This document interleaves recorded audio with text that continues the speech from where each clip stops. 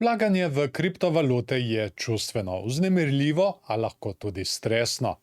Da pa na račun čustvenih odločitev ne utrpimo nepotrebne izgube, zamudimo morda potencialnih dobičkov in da si ne povzročimo veliko stresa, si moramo ustvariti osebni naložbeni načrt. Predstavili ti bomo, kako določiš svoj profil vlagatelja in kako na podlagi tega profila ustvariš svoj naložbeni načrt. V prihodnjih videih ti bomo podrobno predstavili tudi vse možne naložbene strategije, dolgoročno držanje ali hodling, dollar cost averaging ali DCA, inteligentne portfelje, staking in swing trgovanje. Zato se ne pozabite naročiti na kanal, da ne boste kakšnega videa zamudili. Torej, si nov v kriptu in ne veš, kje začeti. No, prva stvar je, da določiš svoj profil vlagatelja. Ta profil je odvisen od naložbene zmogljivosti oziroma proračuna, tolerance do tveganja, naložbenih ciljev in časovnih okvirjev, znanja, izkušenj in stopnje aktivnosti. Pa si oglejmo najprej naložbeno zmogljivost. Tukaj se moramo vprašati, koliko lahko vsak mesec vložim, ne da bi ogrozil svojo finančno varnost. Imamo torej nek določen prihodek na mesec, ali je to plača, pokojnina, bonusi, honorarno delo, pasivni dohodek in tako naprej. Od tega odštejemo vse stroške in tako dobimo našo naložbeno zmogljivost. Kaj vse štejemo pod stroške? Imamo stalne stroške, kot so najemnina, položnice, živila, zavarovanja, naročnine in ostale tekoče obveznosti.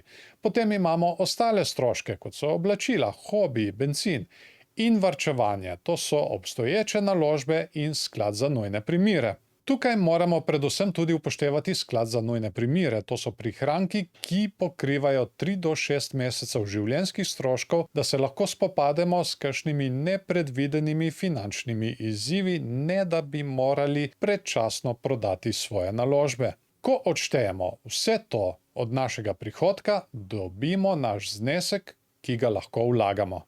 No, naslednji korak je, da določimo svojo toleranco tveganja. To pomeni, koliko tržnih nihanj in potencialne izgube lahko prenesem, ne da bi začutil potrebo po sprejemanju neracionalnih odločitev. Na Kriptomatu smo ti sestavili super vprašalnik, ki je namenjen prav temu, da lahko na podlagi odgovorov na ta vprašanja določite svojo toleranco tveganja. Prenesete ga lahko preko povezave v opisu ali pripetem komentarju.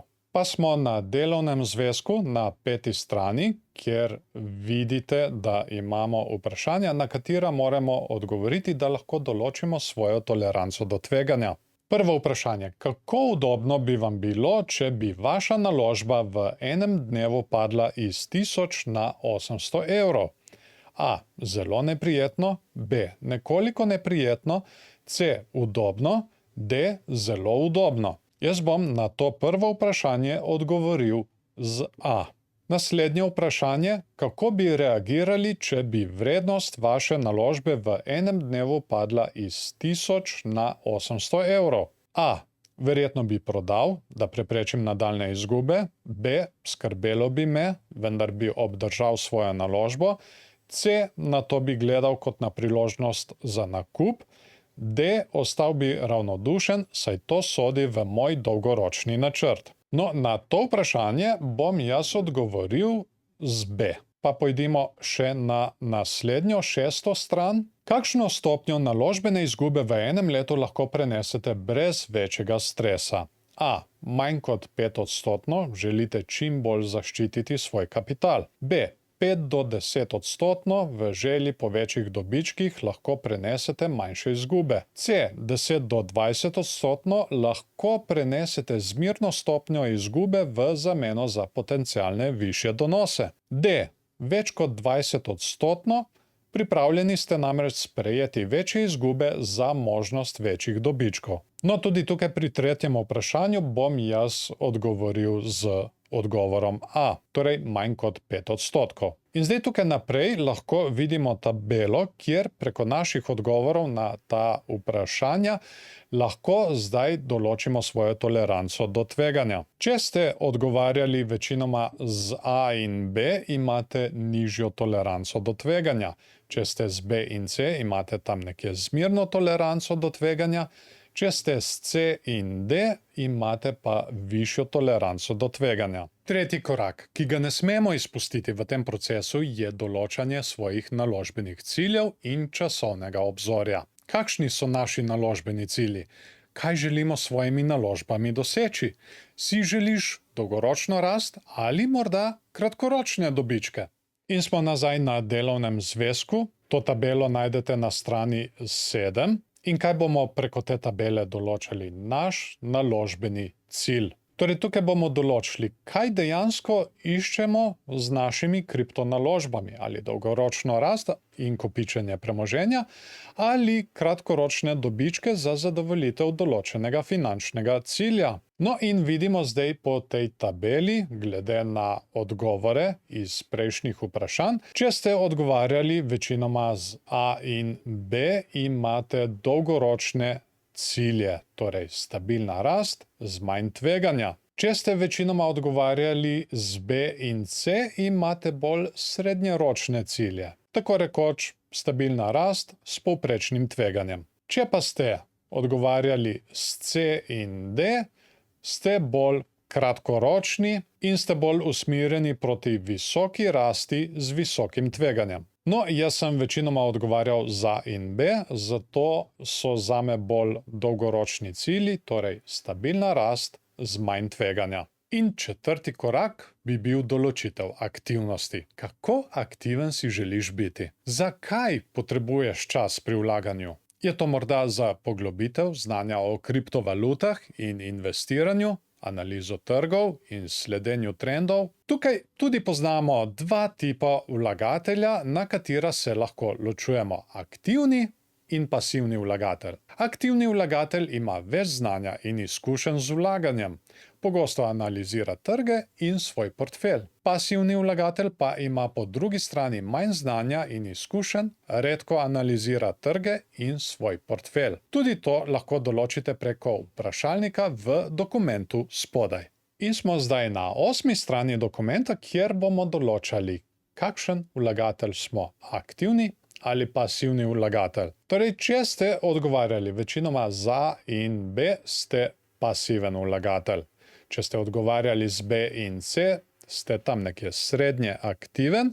In če ste odgovarjali s C in D, ste zelo aktiven vlagatelj. Na podlagi odgovorjenih vprašanj v delovnem zvezku lahko zdaj določimo tudi naložbeno strategijo, ki nam najbolje ustreza.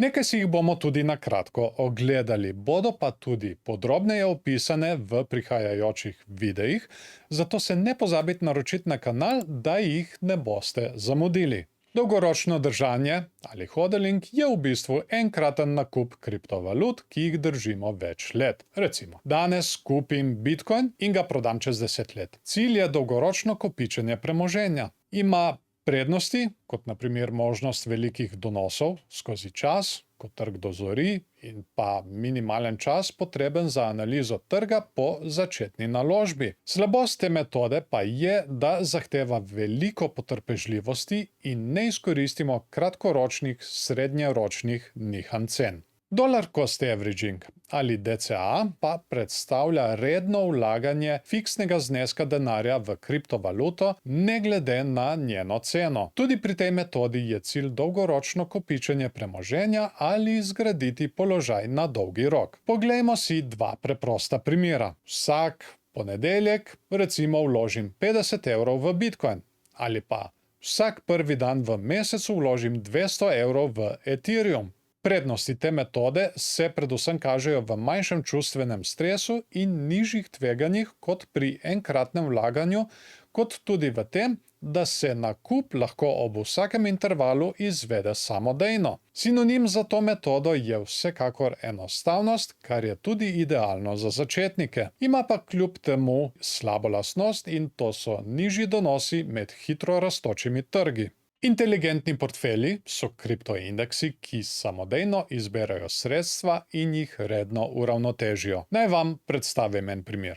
Vsake 3 mesece vložim 500 evrov v inteligentni portfelj Capture Movers, ki vsebuje 10 največjih kriptovalut po tržni kapitalizaciji in se vsak mesec samodejno uravnoteži tako, da večji delež dodeli kriptovalutam, ki imajo v tistem trenutku večji pozitivni momentum. Cilj tega vlaganja je srednjeročni do dolgoročni, prednosti pa so, da ste lahko izpostavljeni raznolikemu kriptoportfelju brez raziskovanja kriptovalut, imate možnosti znatnih donosov na dolgi rok in so tudi enostavni in primerni tako za začetnike kot napredne vlagatelje. Ima tudi nekatere slabosti in te so provizije in relativno visok minimalni znesek. No, pri stakingu pa vlagatelji zaklenejo del svojih kriptovalut v posebno denarnico, da podprejo delovanje blockchaina. V zameno prejmejo kriptovalute, podobno kot obresti na varčevalnem računu. En primer bi bil: zastavim Ethereum in zaslužim 7% letnih obresti na svojo naložbo. Cilj te metode je srednjeročni do dolgoročni. Ta metoda ima zagotovo prednost, ker omogoča pasivni prihodek in ima nizko tveganje. Slabost je edino ta, da so sredstva zaklenjena za določeno obdobje in se do njih ne da dostopati. Pri swing trgovanju pa vlagatelji izkoriščajo nihanje tržnih cen, tako da sredstva držijo več dni do tednov in ustvarijo dobiček s kupovanjem, ko cene padejo, in s prodajo, ko cene zrastejo. Recimo, Solana je zrasla za 20% od moje nakupne cene, zato jo prodam in počakam na popravek, kjer jo ponovno kupim. Cilj je kratkoročni do srednjeročni. Prednost te metode je ta, da ponuja možnosti za velike dobičke iz kratkoročnih nihanj cen, ima pa tudi nekaj slabosti in te so visoko tveganje, aktivna udeležba, veliko znanja in analiz. Neprimerno je za začetnike. Pa si poglejmo zdaj še ves skupek rezultata naših odgovorov, da določimo, katera metoda vlaganja ustreza vam. In smo na 14. strani dokumenta in zdaj bomo preko te tabele določili, katera strategija najbolj odgovarja nam. In če smo večinoma odgovarjali z A in B, nam odgovarjajo strategije, kot so hodling, staking, DCA in inteligentni portfelji. Če smo odgovarjali z B in C, so za nas strategije inteligentni portfelji, DCA in staking. Če pa smo večinoma odgovarjali s C in D, pa je za nas bolj swing trgovanje, inteligentni portfelji in DCA. No, jaz sem večinoma odgovarjal za A in B, zato je zame bolj hodling, staking, DCA in inteligentni portfelji. No, kaj pa je kriptoportfelj? Kriptoportfelj je zbirka kriptovalut, ki jih imate v lasti kot naložbo. Zdaj pa si še poglejmo, kakšen kriptoportfelj si lahko zgradite kot konzervativni, zmerni ali agresivni vlagatelj. Prvi primer je za konzervativnega vlagatelja, ki ima nizko toleranco do tveganja in si želi stabilne, dolgoročne rasti in pasivnega vlaganja. Za primer bomo uporabili 1000 evrov na mesec, dejansko pa uporabimo vsoto, ki smo jo dobili pri izračunu svoje mesečne naložbene zmogljivosti. Torej, 40% ali 400 evrov DCA v Bitcoin in Ethereum, 30% oziroma 300 evrov DCA v inteligentni portfelj top 10 največjih kriptovalut, ki nudi izpostavljenost 10 največjim kriptovalutam po tržni kapitalizaciji, največji delež pa gre največjim kriptovalutam. Nato 30% ali 30 evrov staking v nekaj različnih kriptovalut, recimo Ethereum, Solana, DOT, NIR, Atom, Matic ali ADA. Naslednji primer je za zmernega vlagatelja, ki ima srednjo toleranco do tveganja, si želi ravnotežja med rastjo in stabilnostjo, vlaga bolj aktivno in sicer na srednji do dolgi rok. 25% oziroma 250 evrov DCA v Bitcoin in Ethereum. 25% oziroma 250 evrov DCA v inteligentni portfelj prilagojen tveganju. Ta nudi izpostavljenost 10 največjim kriptovalutam po tržni kapitalizaciji, največji delež gre najmanj volatilnim kriptovalutam. To je v bistvu nekako srednje agresiven portfelj. Na to 25% ali 250 evrov DCA v inteligentni portfelj Capture Movers, ki nudi izpostavljenost 10 največjim kriptovalutam po tržni kapitalizaciji, največji delež gre kriptovalutam z največjim pozitivnim momentumom.